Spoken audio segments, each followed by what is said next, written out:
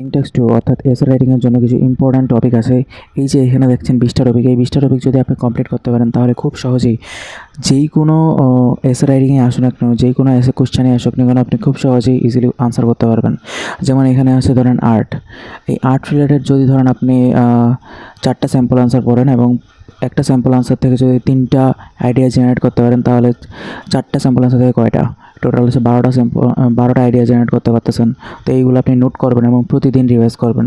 এরকম আর্টের মতো করে education, environment, children and family, তারপরে হচ্ছে গভর্নমেন্ট, হেলথ।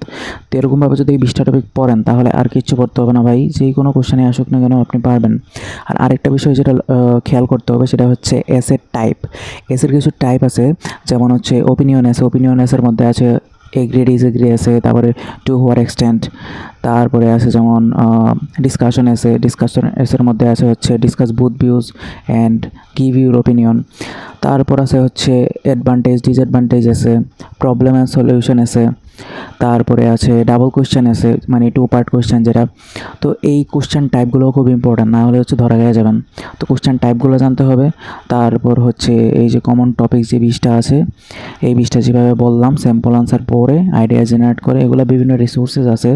তো আর আপনি যদি আমার কোর্সে জয়েন হতে চান তাও জয়েন হতে পারেন। সেইখানে আমি খুব সহজেই এগুলো বুঝিয়ে দিই যে কীভাবে কী করতে হবে। তো আমার কোর্স চালু হবে হচ্ছে 24 তারিখ থেকে, তাই জয়েন হতে চাইলে আমাকে ইনবক্স করতে পারেন।